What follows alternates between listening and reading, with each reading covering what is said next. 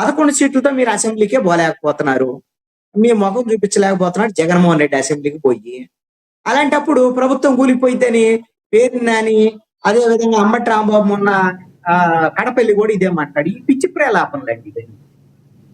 ప్రభుత్వం కూలిపోయింది అనేటువంటి లేదు అంటే ఈ ప్రభుత్వము ప్రజా వ్యతిరేక విధానాలు అవలంబిస్తుంది, ప్రజలను తిరస్కరిస్తున్నారు, వ్యతిరేకిస్తున్నారు, వచ్చే ఎన్నికల్లో వీళ్ళు ఓడిపోతారు, మా వైఎస్ఆర్ కాంగ్రెస్ పార్టీ గెలిచిద్ది అని వాడు చెప్పుకున్నా ఒక అర్థం ఉంటుంది, ఏదన్నా వినటానికి ఒక పద్ధతిగా ఉంటది.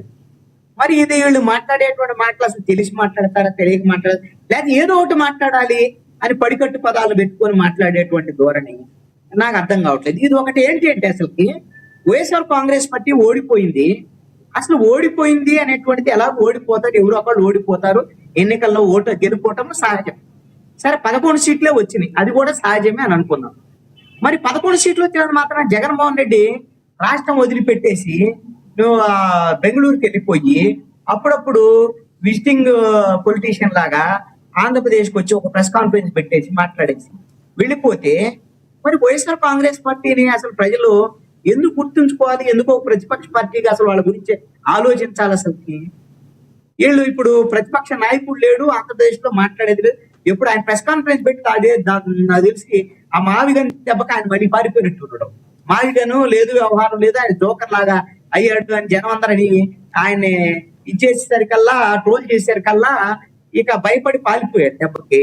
మరి మధ్యలో వచ్చాడు కూడా, నిన్న మొన్న వచ్చినట్టున్నాడు. మరి ఇప్పుడు ప్రెస్ కాన్ఫరెన్స్ వ్యవహారం ఏమి లేవు జగన్మోహన్ రెడ్డి. ఇప్పుడు ఈ పేరుని గుడివాడ అమర్నాథ్, అంబటి రాంబాబు వీళ్ళు నియోజకవర్గ స్థాయి నాయకులు, వీళ్ళు మాట్లాడితే రాష్ట్ర స్థాయి నాయకులని మనం డిబేట్లు పెట్టుకోవాల్సినటువంటి పరిస్థితి. ఎందుకు వైఎస్ఆర్ కాంగ్రెస్ పార్టీకి ప్రతిపక్ష నాయకుడు కనపడకుండా పారిపోయినటువంటి పరిస్థితుల్లో వీళ్ళు మాట్లాడే పిచ్చి వ్యవహారాలు దీన్ని బట్టి వైఎస్ఆర్ కాంగ్రెస్ పార్టీ వైపు భవిష్యత్తులో జనం చూసేటువంటి పరిస్థితి కనపడటం లేదు. ఇంకొకటి ఏంటి అని అంటే చెప్పండి. ఇంకొకటి ప్రధానంగా ఎప్పుడు పవన్ కళ్యాణ్ మాట్లాడినా ఏదో రకంగా పేరుని నాని ఇమీడియట్లీ రావడం, అంబటి రాంబాబు ఇమీడియట్లీ రావడం, ఇలా స్పందించడాన్ని ఎలా చూడాలంటారు? ఇప్పుడు గతంలో జగన్మోహన్ రెడ్డి అధికారంలో ఉన్నప్పుడు మంత్రి పదవులు ఇచ్చాడు కదా, ఎవరిని తిట్టడానికి ఏ మంత్రిత్వ శాఖ అనేటువంటి శాఖలు ఇచ్చాడు, మీకు తెలియదు. ఆ రోజున ఆ వైఎస్ఆర్ కాంగ్రెస్ పార్టీ ప్రభుత్వం ఉన్నప్పుడు పేర్నాయి, గుడివాడ అమర్నాథ్, అంబటి రాంబాబు, పవన్ కళ్యాణ్ తిట్టడానికి వాళ్ళకి శాఖలు, జోగి రమేష్ వీళ్ళకి, అదే విధంగా దాడిశెట్టి రాజా కూడా. ఆ తర్వాత కొడాలి నాని, ఈ వల్లభనేని వంశీ ఇలాంటి వాళ్ళందరూ కూడా చంద్రబాబు నాయుడిని, లోకేష్ ని, వాళ్ళ కుటుంబ సభ్యుల్ని వాళ్ళని తిట్టడానికి వాళ్ళకి అప్పచెప్పినటువంటి బాధ్యత. ఈ విధంగా ఎట్లా చేసి అయ్యా నువ్వు మంత్రి పదవులు వ్యవహారం ఇవన్నీ ప్రభుత్వ పాలన వ్యవహారము, రాజకీయ ప్రత్యర్థులను తిట్టించడానికి కాదు, జగన్మోహన్ రెడ్డి ఇలాంటి పిచ్చి పనులు ఏందని ముఖ్యమంత్రి ఇస్తే అని ముఖ్యమంత్రి నుంచి దించేశారు జనం.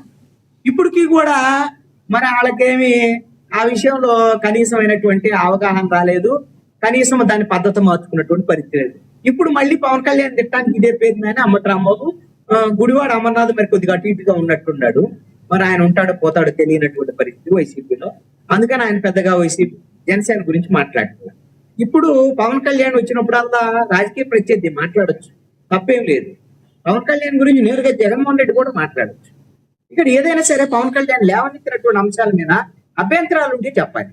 ఇప్పుడు పవన్ కళ్యాణ్ అమరావతికి సంబంధించినటువంటి విషయం మీద, అమరావతి జై అమరావతి అంటే అది కేవలము ఆ ప్రాంతానికి సంబంధించినటువంటి దగ్గర అనుకునే దానికి అవకాశం ఉంటుంది. మీరు త్యాగం చేశారు రైతులు, మీరు జై ఆంధ్రప్రదేశ్ అంటే ఆంధ్రప్రదేశ్ మొత్తానికి సంబంధించినటువంటి 5.5 కోట్ల మంది ప్రజలకు సంబంధించినటువంటి వ్యవహారము. ఈ 5.5 కోట్ల మంది ప్రజలకు సంబంధించినటువంటి రాష్ట్రానికి సంబంధించినటువంటి రాజధాని అమరావతి. అందుకని ఒక్క జై అమరావతి వరకే పరిమితం అవ్వద్దు, జై ఆంధ్రప్రదేశ్ అనండి ముందు, తర్వాత జై అమరావతి అనండి అని చెప్పాడు. దీంట్లో ఏం నెగిటివ్ ఉందండి? నాకైతే అర్థం కాలే. ఇది అమరావతికి పవన్ కళ్యాణ్ వ్యతిరేకమని, అమరావతి వ్యతిరేకిస్తున్నారు పవన్ కళ్యాణ్ అని, మరి ఇది వాళ్ళకి ఎలా అర్థమైందో తెలియదు నాకైతే. మాత్రము ఇది అర్థమైనటువంటి ఎల్ఎం మోహన్ రెడ్డి గారు కానీ ఎవరన్నా, ఇప్పుడు ఆయన ఉన్నాడు కాబట్టి అడగలం, పేరు దాన్ని అంటే నోటికి వచ్చింది ఏది పెడితే అది మాట్లాడాడు. అందుకనే దాన్ని మనం పట్టించుకోవాల్సినటువంటి అవసరం లేదు. ఈ ప్రభుత్వం కూలిపోతుందని తెలిసాట పవన్ కళ్యాణ్ ఈ విధంగా ఇంకో దెబ్బేస్తున్నాడు అనేటువంటి విధంగా మాట్లాడు. పవన్ కళ్యాణ్ మనం మాట్లాడిందంట ప్రభుత్వానికి చాలా సపోర్టివ్ గా మాట్లాడింది. ఈ ప్రభుత్వము వ్యవహారము రేపొద్దున వైసీపీ మళ్ళీ అధికారంలోకి రాకూడదు, వైసీపీ అధికారంలోకి వస్తే 5 ఏళ్లలో జరిగినటువంటి నష్టము, భవిష్యత్తులో కూడా నష్టం జరిగింది అనేటువంటి విధంగా మాట్లాడాడు. సరే, జనం దాన్ని అంగీకరిస్తారా లేదా అనేది జనానికి సంబంధించినటువంటి విషయం. అంతేగాని తెలుగుదేశానికి వ్యతిరేకంగా మాట్లాడలేదు, అమరావతికి వ్యతిరేకంగా మాట్లాడలేదు, బీజేపీకి వ్యతిరేకంగా అసలు మాట్లాడ్డు పవన్ కళ్యాణ్ ఎలా. మరి అలాంటప్పుడు పేరు నానికి అది ఎలా అర్థమైంది, నాకు ప్రభుత్వానికి వ్యతిరేకంగా మాట్లాడాడు అనేటువంటి విధంగా మరి ఆయన ఎలా అర్థం చేసుకున్నాడు? పోనీ వీళ్ళకి అర్థం కాదనుకోవచ్చు, జనాన్ని ఎందుకు మరి ఇలాగా అదే కృష్ణారెడ్డి గారు, ఇంకొకటి ప్రజల్లో ఇంకొక డౌట్ ఉంది. ఏదైతే పెట్రోల్ డీజిల్ ధరలు విపరీతంగా పెంచేశారని ధర్నాలు చేస్తున్న వైసీపీ పార్టీ, పెట్రోల్ డీజిల్ ధరలు దేశవ్యాప్తంగా పెరిగినాయి నరేంద్ర మోడీ గారు ఆ విషయంలో, కానీ ఎక్కడ కూడా బీజేపీని విమర్శించిన దాఖలాలు లేవు. ఎందుకంటారు? ఎందుకు అనంటే ఆంధ్రప్రదేశ్ లో వైఎస్ఆర్ కాంగ్రెస్ పార్టీ ఆంధ్రప్రదేశ్ చెందినటువంటి ప్రాంతీయ పార్టీ. వైఎస్ఆర్ కాంగ్రెస్ పార్టీకి రాజకీయ ప్రత్యర్థులు ఎవరు? ఆంధ్రప్రదేశ్ లో ఉండేటువంటి కూటమి ప్రభుత్వం. మరి ఇప్పుడు డబుల్ ఇంజిన్ సర్కార్ అనేటువంటిది కేంద్రంలో ఉండేటువంటి ప్రభుత్వం పెంచిన ఆంధ్రప్రదేశ్ లో ఉండేటువంటి ప్రభుత్వం కూడా ఎన్డీఏ ప్రభుత్వమేగా. మరి అలాంటప్పుడు ఎన్డీఏ ప్రభుత్వం అయినటువంటి ఆంధ్రప్రదేశ్ లో ఉండేటువంటి చంద్రబాబు నాయుడిని, అదే విధంగా పవన్ కళ్యాణ్ ని, వీళ్ళని ఈ పెట్రోల్ డీజిల్ కి సంబంధించినటువంటి రేట్ల పెంపు మీద వాళ్ళనే విమర్శిస్తారు వైఎస్ఆర్ కాంగ్రెస్ పార్టీ. అదే తప్పేం కాదు. బీజేపీనే విమర్శించాలి, కేంద్ర ప్రభుత్వాన్ని విమర్శించాలి అని అనుకోవటం మాత్రం ఖచ్చితంగా అసంబద్ధమైనటువంటి వాదన. నేను ఇప్పుడే ఒక వీడియో చూశాను. నారా లోకేష్ ఒక సభలో, ఎక్కడో ఎన్నికల సభలో మాట్లాడుతున్నాడు.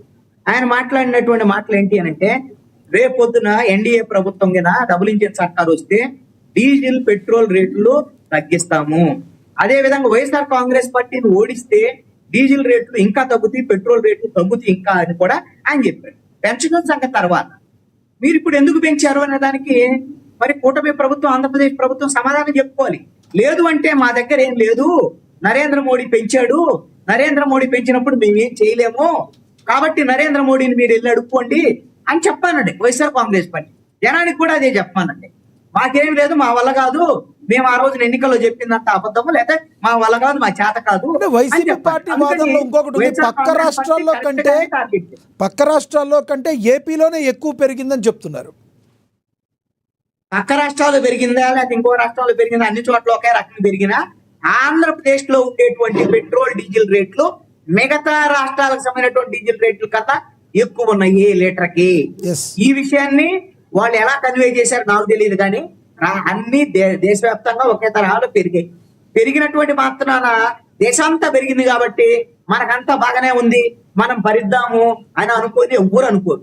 ప్రజలు కూడా దీన్ని వ్యతిరేకిస్తున్నారు. పెట్రోల్ డీజిల్ ధరల పెరగటాన్ని ప్రజలు వ్యతిరేకిస్తున్నారు.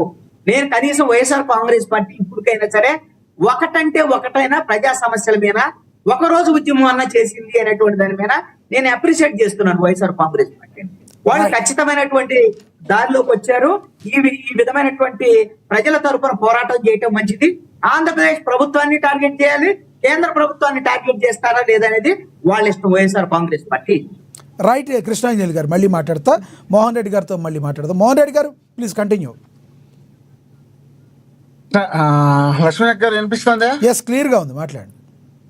మీకు, వంశీ గారికి, కృష్ణాంజనేయులు గారికి, చూస్తున్న వీక్షకులకు అందరికీ పేరు పేరున ఉదయపూర్వకంగా నమస్కారాలు. అప్పుడు సరిగ్గా వినిపించలేదు. Yes sir. ఇప్పుడు నాకు వంశీ గారు అయితే బ్రహ్మాండంగా తెలుగుదేశం పార్టీ తరఫున మమ్మల్ని తిడతారు, మాట్లాడతారు, అది ఒక అర్థం ఉంది, బాగానే ఉంది. ఎందుకంటే ఆయన పార్టీ తరఫున ఆయన మాట్లాడచ్చు, ఆయన తిట్టచ్చు, దానికి సంబంధం లే. కృష్ణాంజనేయులు గారు వాళ్ళకన్నా ఎక్కువ మాట్లాడి, ఇది నా బాధ అంతా. ఎందుకంటే ఆడ కూర్చున్న తర్వాత జగన్మోహన్ రెడ్డి గారు అసెంబ్లీకి రాడు, జగన్మోహన్ రెడ్డి గారు వేరే రాష్ట్రంలో ఉన్నారు, ఆంధ్రప్రదేశ్లో లేరు, ఏం మాట్లాడుతున్నారు, ఆయన ఏం చూస్తున్నారు, ఒక పోరాటం చేయలేదంటారు, ఇప్పుడు కరెంట్ ఇది ఒక డీజిల్ పెట్రోల్ పైన పోరాటం చేస్తున్నారు, ఇంతవరకు ఒక పోరాటం చేయలేదు, ఇప్పుడన్నా ఒకటి చేసినారు, సంతోషం అని చెప్తున్నారు.